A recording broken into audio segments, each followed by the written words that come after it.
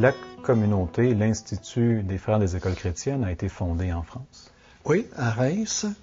Et on peut dire, De La Salle est né en 1651, mais l'école a commencé vraiment en 1680, avec quelques-uns qui ont appelé des associés. Et ce qui est particulier dans l'Institut des Frères des Écoles chrétiennes, c'est que De La Salle a voulu que ce soit des associés dans l'œuvre, dans la mission.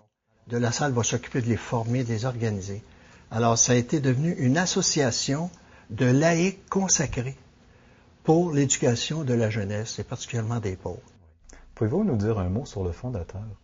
Jean-Baptiste Lassalle, c'était le plus vieux de 11 enfants, garçons et filles, nés à Reims, là, dans une maison qui était ancestrale, l'hôtel de la Cloche. Et tranquillement, il est devenu prêtre assez vite. Là, à 27 ans, il était déjà ordonné. Puis il avait déjà... C'était un homme assez extraordinaire qui avait une vision des choses. Puis il a répondu à un appel. Il s'est aperçu qu'il y avait des besoins. Et alors là, ça a compliqué un peu la famille parce qu'il ne s'est pas gêné pour même rentrer les premiers profs dans la maison. Puis c'était la haute noblesse, les De La Salle. Alors, avec la famille, il y a eu des petites difficultés, même avec les évêques, puis même avec les professeurs de l'époque qui n'acceptaient pas beaucoup ce projet-là. Ça a été très dur, la fondation. Mais lui, il vivait dans la foi. Il disait, lui, c'était la volonté de Dieu qu'il avait découvert.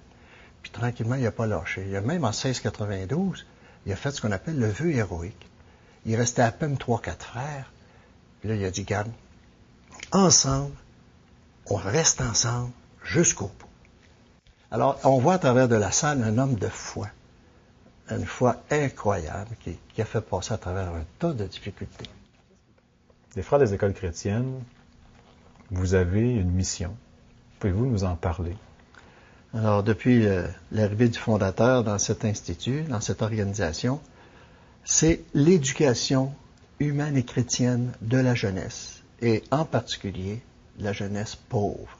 Ça a toujours été l'option et ça l'est encore aujourd'hui. De La Salle voulait qu'à travers l'école, il y ait toute l'éducation de la foi qui passe. Et le moyen, c'était l'école. On sait qu'aujourd'hui, on est obligé de prendre un peu d'autres moyens parce que l'école est moins accessible là, aux religieux éducateurs. Alors finalement, vous êtes un peu, à l'image de votre fondateur, des gens de terrain. Des gens de terrain, parce que c'est incroyable, là, tout ce qui s'est développé autour de ça a été réinventé pour continuer l'éducation dans différents chemins nouveaux. Vous avez une œuvre spirituelle qui s'adresse beaucoup aux jeunes. Oui. Vous avez des camps d'été pour les jeunes. On a des camps d'été, on a toutes sortes de choses. Tu vois, depuis 20 ou 30 ans, on a été obligé de faire preuve de beaucoup de dynamisme et de créativité pour pouvoir continuer notre mission d'éducation chrétienne et humaine ici au Québec. On a déjà été plus de 1000 au Québec, on est 175 présentement, et la moyenne d'âge est très élevée, et le peu de relève. Alors on s'est dit, il faut faire quelque chose si on veut pouvoir continuer à être signifiant comme frères des écoles chrétiennes. On avait les lieux, on avait des lieux importants, sinon imposants, on avait l'expertise également. Alors ces lieux-là, on les a mis à la disposition des jeunes dans différents domaines. Entre autres, le Lampadaire, c'est le local où on se trouve présentement. Là, c'est un local qui est ouvert aux groupes de jeunes qui en ont besoin, groupes de pastoral ou autres. Au niveau de l'animation pastorale, on le fait ici, on le fait en d'autres endroits. Au niveau du monitorat, on a encore 2 grands camps de vacances, un dans la Naudière, un autre dans Gatineau. On a même développé un nouveau créneau depuis quelques années qu'on appelle la bouffée d'air. C'est des enfants qu'on va chercher dans des quartiers défavorisés, de familles monoparentales, et on les amène vivre un séjour sur une base de plein air d'une fin de semaine ou de quelques jours. Et pendant ce temps-là, la maman peut prendre une bouffée d'air, elle peut penser à elle, elle peut s'occuper d'elle.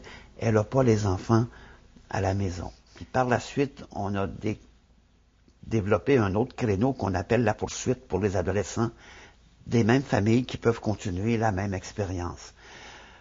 Ensuite, comme comme œuvre, on a quand même encore 2 écoles lassalliennes, qu'on peut dire, là, dans lesquelles il n'y a plus de présence de frères, mais dans lesquelles l'esprit de la communauté, la pédagogie lassallienne continue à se vivre et à se développer.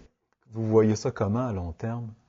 Moi, je garde espoir que si notre mission est valable, on trouvera toujours le moyen de la poursuivre et même de la développer.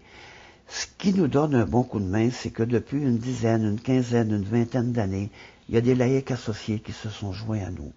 Ces laïcs-là ils partagent notre spiritualité, ils partagent notre pédagogie. C'est comme si c'était des frères, sauf qu'ils sont comme laïcs, ils vivent dans leur famille et ils collaborent à la mission de la communauté parce qu'ils y croient. Et je pense que grâce à eux, il y a une fort belle possibilité de développement encore, puis pour de nombreuses années.